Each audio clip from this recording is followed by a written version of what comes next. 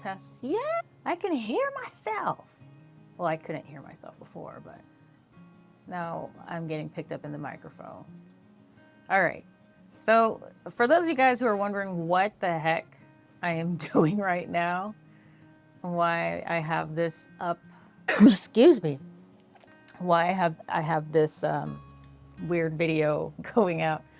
I've been doing some things lately, making some moves, and it's been exciting. But to explain a little bit before I get into like the nitty gritty, I just want to point out something that you might consider obvious if you've been on this channel for a little bit of time. And that is essentially technology. It gives you the ability to have like more of an effect with less effort, to do more with less. So like, yeah, it's been wild. For the last few years, especially with or a couple or so years, for those of you who know me, I've been dabbling in so much technology, so many different programs, apps, platforms, blah, blah, blah, you name it. Like, I just love dabbling in this stuff. And it's not just because I consider it fun, but because I always looking for ways of being more efficient so I have more time for the people and the things that I genuinely love. So there's that. I have recently, and when I say recently, I mean like the beginning of this month, started this ridiculous purge of stack, like tech stack, programs, subscriptions, stuff like that. Like every year at the end of the year, I look back and I'm just like, okay, what can I get rid of? So it's just like your yearly dental cleaning. At the end of the year before your insurance expires, you're just like, let me go ahead and get that deep cleaning in. Let me just go ahead and do this. Go in, you get your deep cleaning, and you're just like, man, I'm gonna floss every hour now. You know what I mean? Like, because you have all of that stuff gone. And I know I'm just talking in circles, but like that's me. I was that student going to school. I remember every single year for as early as I can remember, like first grade to 12th grade. And when I was in high school, every single year without fail, I would do a purge and I would reorder my room. So like when I got into the following year, I felt and I had a visual representation that made it clear that I am not in this place anymore, I'm somewhere else. Like clear that this is a new season that I'm entering into. And I know I sound crazy right now, but since then I've done that to the best of my ability as a professional, as a grown-up or whatever. Now, don't get me wrong, I still have a whole bunch of baby clothes. I still have baby clothes that need to come out of storage in my house. I don't have a storage unit. I have baby toys. I still have a bassinet that has been disassembled and is packed away in my attic. And I'm just like, yes, I'm getting rid of it. I'm getting rid of it. So if you're watching this and you're my relative and you have young children and you live nearby me, oh yeah, we're about to pass things on. You get first dibs. I'll be like, do you want this? No? All right, cool. It's going. So yeah, stuff like that. But like for the last couple years, like I have been in a lot of different tech stack, a lot of different programs, apps, and it's been cool. And a lot of those apps and then a lot of newsletters and whatnot. But I'm just like, you know what? It's time to trim the fat. It's time to get rid of some of the stuff that isn't necessarily producing value, because like the whole time you have or I can only speak about myself, the whole time that I have all of these programs, all of these things, this stuff, it doesn't all produce value. I was one of those people that made huge mistakes at the very, very beginning of me trying out programs. I was one of those people who, because I love to pinch pennies. I pinch pennies until they bleed, y'all. Like, I truly do. I love that budget. And it's not because, well, I am cheap, but I enjoy living simply. I truly, truly, truly do. But again, as I said, like, and I digress again, but I cannot stand waste. But anyway, but yeah, I was one of those people that would get like the year-long subscription. Like, they always like, oh, if you commit to an annual subscription, you get like 40% off. What, you know? And I was like, yeah, I want 40% off. And so to build subscriptions, when I came out of being locked into those subscriptions, I was on a month-to-month basis.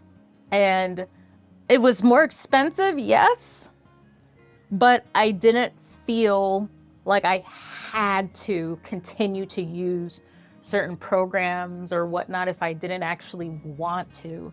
And so I'm just reducing to like get this kind of nice concentrated tech stack that's efficient and leverages each capability in each program or whatever to its, like, optimized to its best potential and whatnot. So anyway, so as I started doing that, and I've done that with extra purpose starting this December, I ended up having more and more time to do things that I love, to engage in stuff that I miss, to revisit, to rediscover interests and experiences with my family, my friends, my kids. Yeah, and that's what it is. And it's gotten to the point now that I'm just like, you know what? Like, I should share some of this with the people, right? I should share some of what I'm thinking and feeling and my experience with folks. So I'm gonna share something with you guys that is deeply, deeply personal to me. And yeah, here you go. So that right there is one of my previous guitars. A guitar, but this is the case that I had. Whoops! This is the guitar case that I had for my initial guitar back in high school. I got this guitar, or not the guitar in here, but this case came with that guitar that I got for like $150 in a pawn shop, right? Then I ended up going overseas, and everywhere I went, I would, like Australia specifically, I would collect a clip out or an article. Ooh! A clip out or an article or a bumper sticker or something like that about like where I was when I got these as I was traveling around. Like, for example, I don't know if you can see that bumper sticker right there. That bumper sticker right there. The Great Australian Bite is here. And that's that whole area like underneath, like on the bottom of the continent of Australia. And so that's the bite, but the Nullarbor goes across the top of it. Is the longest straight road in Australia, and it might be the world, I don't know, but longest straight road in Australia. And I remember going across it 4 times from one side to another, and then back in 1 year, and then a second year doing the same thing, going across it and coming back. And this road was wild because you had to get petrol or gas on either side of the nullarbor as much as you possibly can. I remember my first year almost running out of gas on one of the ends. Luckily, I remembered my second year of doing this trip, and I was like, y'all, we need to get some of those gas cans and throw some in the trailer. So just in case anything gets dicey, we had gas, because we were carrying, like we were in a, when we went across, we were in a 15 passenger seat van with a massive trailer with with all of our luggage, our instruments, and all of that stuff in the back of it. So it was pretty heavy. And as you can imagine, in a vehicle like that, the fuel economy isn't necessarily the best. So yeah, it was really cool. But yeah, that's just an example. I have examples from like when I was working, kiddos, like there, right here, that is a turtle. I know that sounds crazy, but it right there, that turtle. Look, this is really hard to do on a mirror, but yes, that's a turtle. We were playing a game, Pictionary. We changed the game Pictionary to be like rooming Pictionary. So the person that would give out the names, or like what the next thing was on the list that the kids needed to draw in their groups, was walking around gymnasium or whatever, or the flat top or whatever. And I had like the coolest group that day. And I swear these kids were like telepathic or something, because like this one kid would run off and then come back, and they would like, imagine this is the marker, they were like barely go to touch the big butcher paper sheet, right? And the whole group knew exactly what it was. Or like they would like scribble like a triangle, and they'd all be like, tree! Like they knew what this stuff was. These people were drawing. And ironically, I remember this one, the turtle, taking the longest time for us to get. Ironically, because it looks like a turtle. But yeah, that group was kind enough to be like, here, you can have this, because it was just one of those wild moments working with kids, and it's included on there. Anyway, so in my, I'm not gonna say my younger years, but like earlier in my life, something that I've gotten into a little bit, I guess you would say, is music and playing guitar. I love playing guitar. I've always wanted to learn to play the bass as well, but I haven't gotten around to it. I remember, man, there's so many stories I could tell. There's so many stories to tell.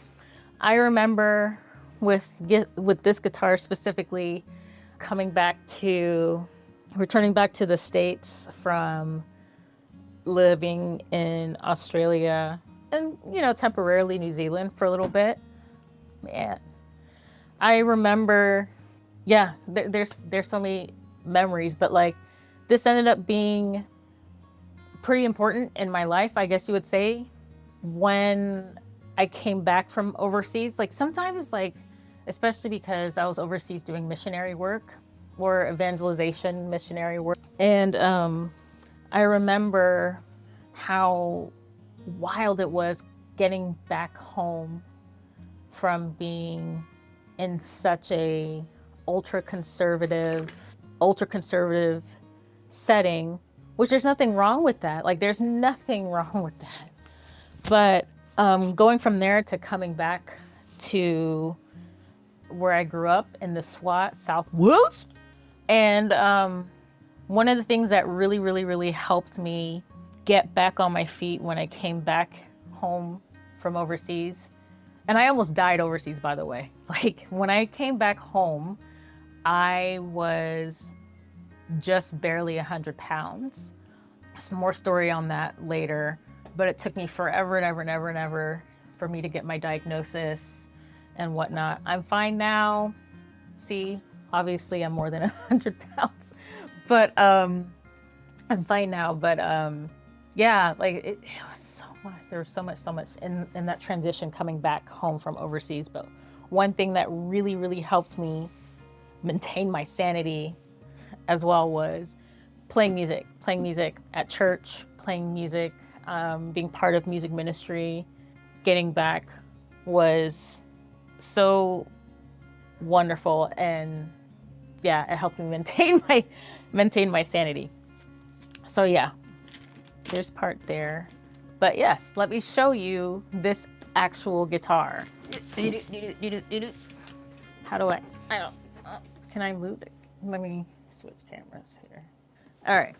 So this guitar I was in Brisbane, Australia, near the city or the town of Ipswich. And I was staying at my friend's house over the mid-year. And the mid-year break, there was while I was like during my birthday, or my birthday crossed over in there. And at that time, I had a blue guitar that I had mashed up and used like crazy my first year. So this was on my second year. I mashed that thing up, used it like crazy my first year, and that was after it survived life with me throughout high school, because I was one of those kids that took my guitar with me to school. Because like you never knew when you would need it. You never knew when you would need your guitar. So yeah, I was one of those kids. Anyway, but yeah, ended up leaving that guitar with a good friend of mine from New Zealand. And I needed another guitar for the following year, thought. And so, right for my birthday, I was able to get this beautiful guitar. It's called Tanglewood. Hold on, let me put this up here. It's a Tanglewood. And it is one of those guitars that are handcrafted. Literally, it was half handcrafted, the whole thing. It has a mother of pearl in the circle itself. This pick guard did not come with the guitar. I added this pick guard there just because I felt like it. And then, if you can see, there's mother of pearl on the fret labels. I can't do this thing backward. There, and then, yeah. Anyway, this guitar was like the ultimate birthday present for me. It is also semi-acoustic. But this guitar is extremely damaged. Oh yeah, you can see there's a certificate or a whatever in there too.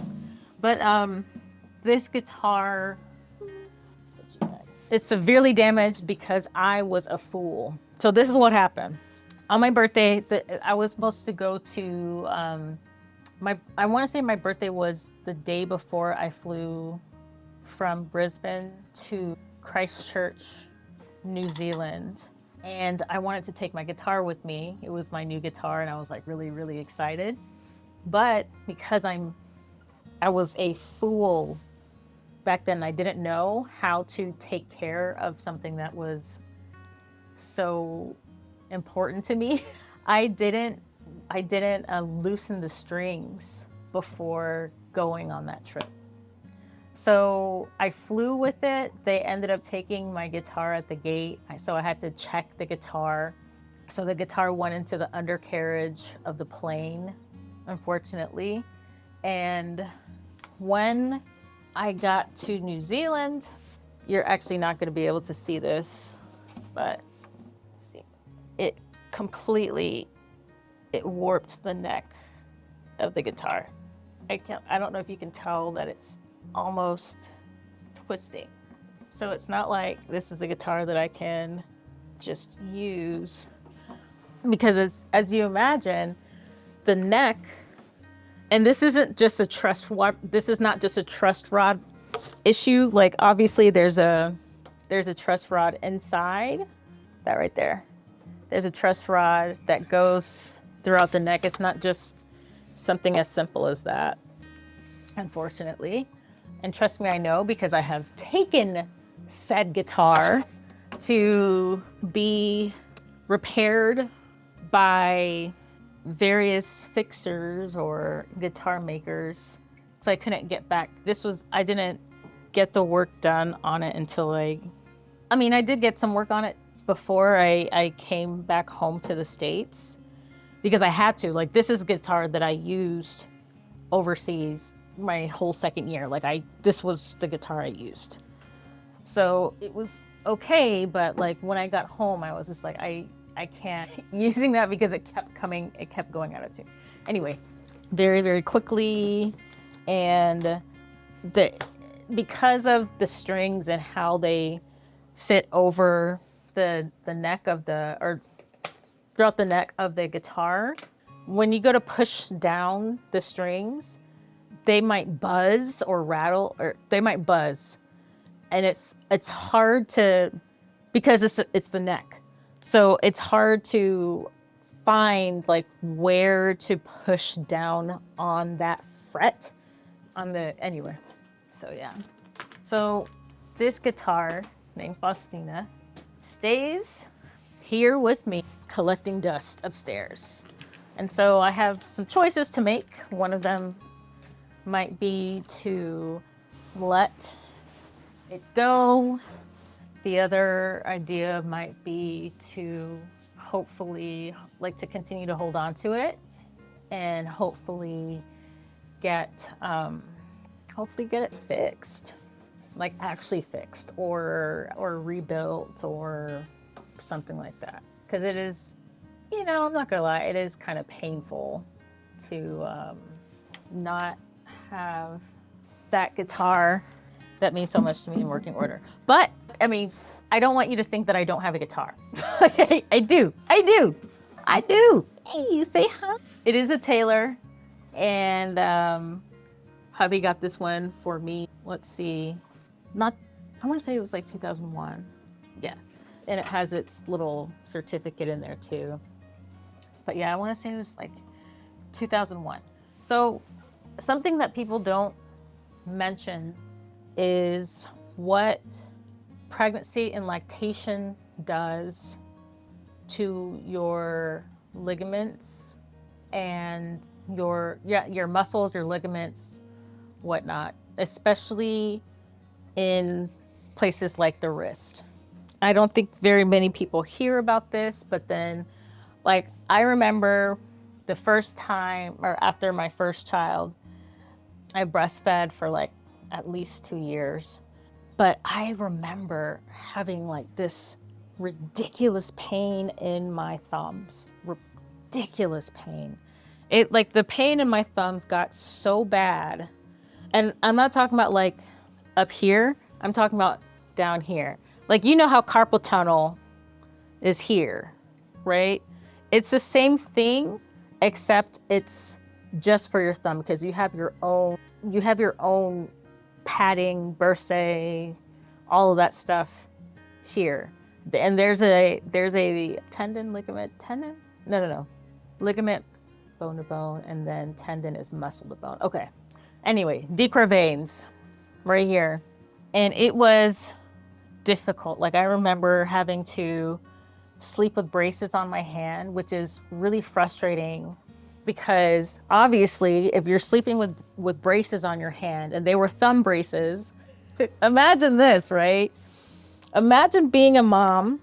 This is your first child and your hands are constantly in pain. You are extremely inflamed and you have to sleep with these braces on your hands. So my hands are like this. And I'm not complaining because I fared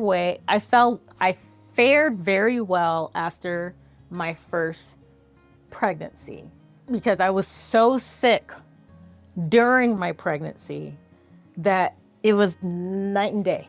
I fared very, very, very well once that pregnancy was over.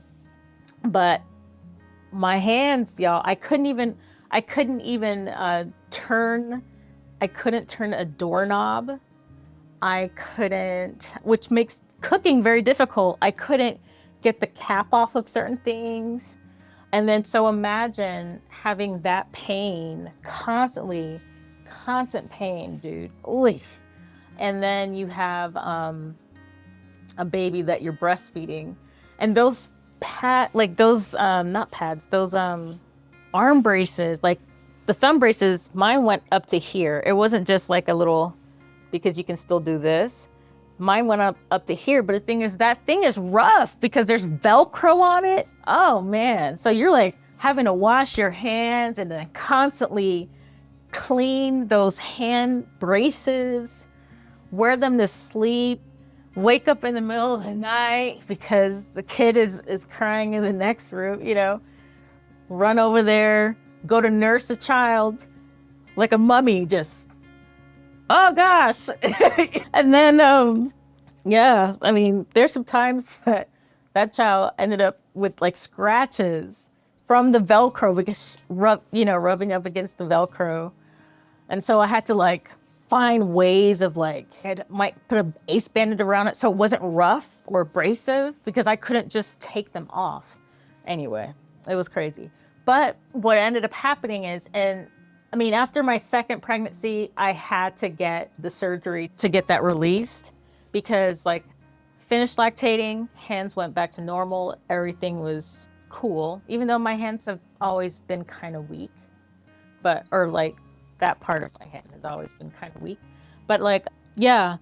So fast forward, I have the surgery to release them. It's also called mommy's thumb. So look it up, which it is what it is. But what I always continued to struggle with was this right here, because you need that thumb and it's that flex of the thumb, right? And I'm not lactating anymore, obviously, but like you need the thumb to brace the back of the guitar, unless you have like really big hands and you're rapping, you're hitting the E with that thumb on one side. But I have to play like this. So up here, in order to really play, like it became pretty difficult. So anyway, so after all of that happened, my hubby looked and looked and looked and looked and looked and found me something that I like. So it kind of looks like a Spanish style, like, yeah, I don't know how to describe the guitar, but like it has like steel bass strings, and then it does have a nylon for the high strings, and it does have like that Spanishy type look, but it's also not. And then of course, like the action, there you go. The action on the strings is a lot lower. Ooh, look, it's dusty. Don't look at that, y'all. But the action on the strings is a lot lower too. So it's easier for me to play, but I haven't played it. I haven't played it because I've been so busy on the computer and whatnot. So yeah. So now you know what I'm getting ready to say, and that is I'm going to get back into farting around on this little thing right here. I think I am going to. I think I'm gonna. And maybe to keep me accountable, I might post a clip or something maybe once a week so that you can join me as I relearn all of this stuff. Oh, it's kind of intimidating. I'm pretty scared. I'm not gonna lie. And full disclosure for me, like I can't just play. I have to sing. And that's terrifying because, yeah, that's gonna be absolutely terrifying. Yeah, I'm gonna have to get my voice back, so that's gonna be fun. So I might share that with you guys too, that little journey, because yeah, that's what I'm gonna be doing with. I'm gonna start sharing with you guys a little bit about like what I am doing and how I'm spending my newfound time because it's exciting. But yeah, I am supposed to be learning the bass as well because of my cutie patootie daughter. She wants me to play bass to accompany her on the guitar or the drums. So yeah, that might be happening too. Anyway, yeah. You don't want to know how long it took me to tune this thing, but I'll be doing that. I might like gargle off camera so I can try to sing again. I don't even know where I'm going to be getting my music from, my chords from, or whatever, but yeah, there you go. But yeah, and you know, like I was thinking about, like, oh, maybe I should like get ready off camera and then come back on camera, you know, like try the guitar out a little bit. Y'all, it has been a minute. It has been a minute. It has been an absolute minute. Like when I say it's been a minute, I mean, see, this is dust from the guitar on my shirt. Like it has been a minute. It has been a few years, I want to say. So yeah, this is terrifying. It's like starting all over again. But there was this thing that I saw today that I'm just like, ooh, I saw today that really made me think. Hold on, I'm about to share it with you really quick. There's this guitar. There's this guitar that you don't have to tune ever. Let me show you this thing. I was like, what is this? Hold on, I'm getting it. Check this out. It's called the AeroBand guitar. This thing is crazy looking. So I am wondering if anybody has one.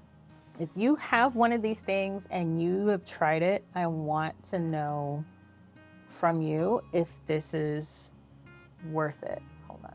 Let me add. Let's see. Oh, anyway, it's not letting me. But I will turn this camera. Ooh.